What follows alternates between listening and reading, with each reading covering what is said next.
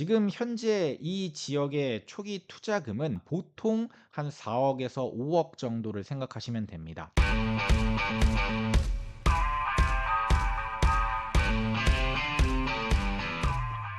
안녕하세요. 대한민국 1호 초이스 헬퍼이자 부동산 가치평가사 시크릿브라더입니다. 오늘은 원조 부촌인 용산에 대해서 이야기해 보는 세 번째 시간으로 용산의 소액 재개발에 대해서 아주 간단히만 제가 설명을 해 드려 볼까 합니다. 용산은 초기 재개발의 성지라고 불리고 정말 서울 재개발 중에 핵심지에 점 하나를 찍고 싶은 분들이 가장 주목하는 지역 중에 하나인데요.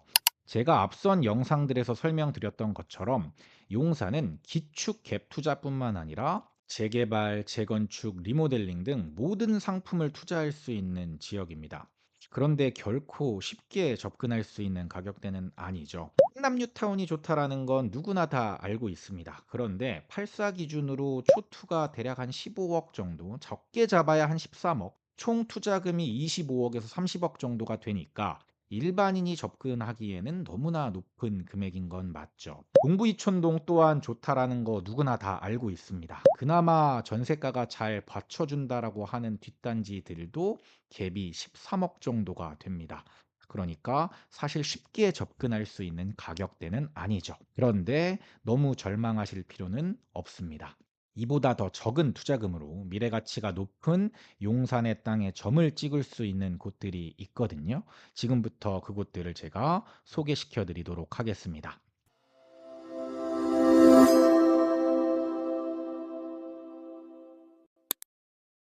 영상에 본격적으로 들어가기에 앞서서 이 부분을 꼭 기억하셔야 될 것 같아요. 제가 지금부터 소개해 드리는 지역보다 더 소액으로 접근할 수 있는 지역도 있거든요. 그런데 그 지역들은 아예 밑그림이 그려지지 않은 지역들입니다. 그러니까 정말 극극 극초기 단계의 물건들이고 흔한 말로 화가들이 아직 그림조차 그리지 않은 그런 지역들이거든요. 물론 이런 물건들도 구역 지정이 되고 진도가 더 빨리 나갈 수도 있습니다. 그런데 현재 기준으로 봤을 때 그 확률이 높지는 않고 리스크 자체가 너무 크기 때문에 어느 정도 윤곽이 잡힌 지역들만 제가 소개를 시켜 드린다는 점 양해 부탁드리고, 사실 용산은 어디를 사도 좋습니다. 용산 전체의 개발 호재가 워낙 좋기 때문에 그래서 용산을 중개하시는 소장님들도 사실 어디를 사도 상관없다라고 말씀을 많이 하세요. 그런데 정말 극극 초기 재개발 구역들은 밑그림도 그려지지 않은 상태에서 20년 전, 15년 전, 10년 전, 5년 전에도 똑같은 이유로 많은 사람들이 들어갔다가 호재만 보고 들어갔다가 피눈물 흘리고 나오신 분들도 굉장히 많거든요. 그렇기 때문에 조금 꼼꼼하게 보실 필요가 있다라는 거를 제가 강조드리겠습니다.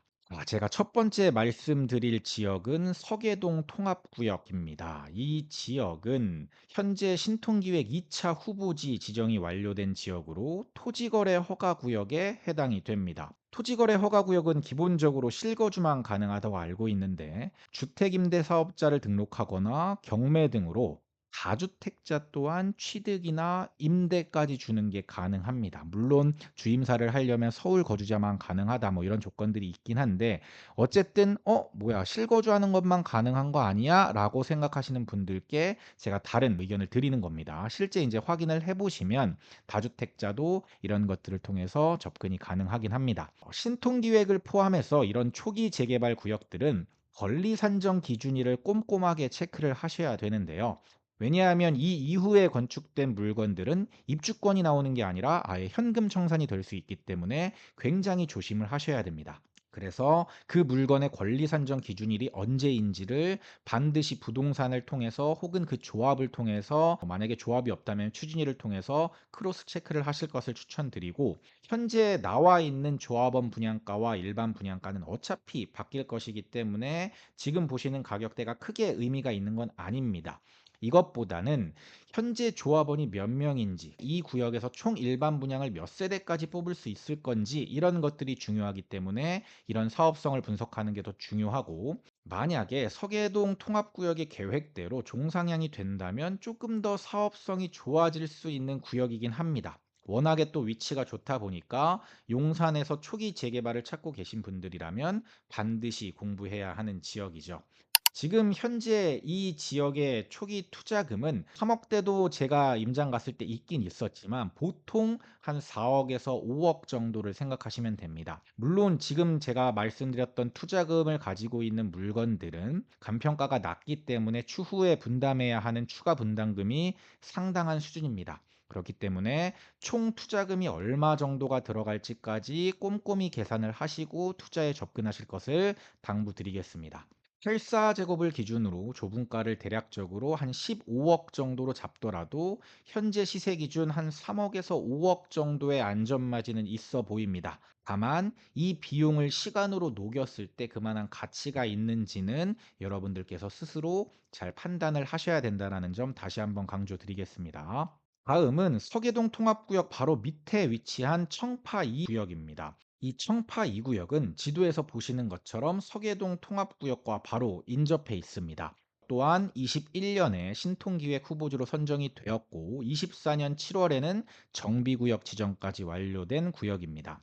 역시나 신통기획이기 때문에 앞서 말씀드렸던 것처럼 토지거래 허가구역이 걸려 있고 유의사항은 서계동 통합구역이 갖고 있는 유의사항과 동일합니다. 청파 2구역은 지리적으로 역과의 거리는 꽤 있는 편입니다. 그래서 비역세권이라는 단점은 있지만 청파초등학교에다가 배문중과 배문고등학교를 끼고 있다라는 장점이 있거든요. 용산이 전체적으로 이제 단점이 뭐냐면 학군이 일단 별로라는 거. 학교에 접근성이 좋은 단지들이 많지 않다라는 게 단점인데 이 청파 2구역은 학교를 끼고 있다라는 메리트가 있기 때문에 나중에 주목을 많이 받을 수 있는 지역 중에 하나라고 저는 생각을 합니다. 물론 제가 추정 조합원 분양가와 일반 분양가를 제가 적어 드리긴 했지만 바뀔 확률이 굉장히 높기 때문에 사실 큰 의미가 있다고 보기는 어렵고 청파 2구역의 투자금도 대략 4억에서 5억 정도로 서계동 통합구역과 거의 비슷한 수준이라고 생각하시면 됩니다. 이 두 개 지역은 둘 다 신통기획이기 때문에 장단점이 거의 비슷하고 역세권이냐 아니면은 뭐 초중고품화이냐 이런 차이가 좀 있거든요. 그래서 여기서 어느 지역이 조금 더 단계가 빨리 갈지 이런 것들, 어느 쪽이 조금 더 용적률을 높게 뽑을 수 있을지 이런 것들을 생각해 보시고 조합원이 몇 명인지 일반 분양 세대 수가 얼마나 나올 건지를 계산해 보시면 이 구역들을 접근하실 때 조금 더 도움이 되실 것 같습니다.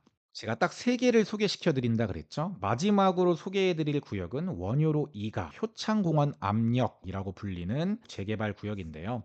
위치는 6호선 효창공원 압력 바로 앞이기 때문에 역세권의 메리트가 있는 단지입니다. 이곳은 현재 3080 도심 공공 재개발, 민간 재개발 이 둘 중에 하나를 결정해야 되는데 아직 결정이 되지 않은 지역입니다. 양쪽 모두에서 설명회를 마친 상황이고 현재 기준으로 아직까지는 어느 쪽으로 갈지 정해지지가 않은 상황입니다. 아마 이 영상을 보시는 시점에는 결정이 됐을 수도 있거든요. 그래서 이거를 검색해서 한번 찾아보시면 좋을 것 같고 비교를 해봤을 때 도심공공으로 갔을 때 조합원 분양가가 조금 더 저렴합니다.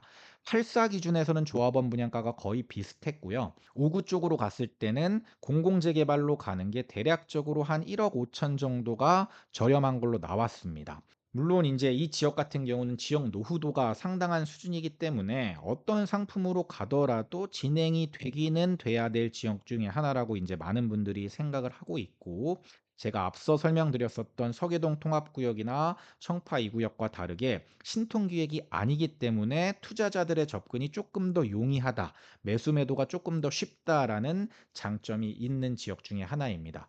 투자금은 서계동 통합구역, 청파 2구역과 거의 비슷한 수준으로 대략 4억에서 5억 정도가 들어가고요.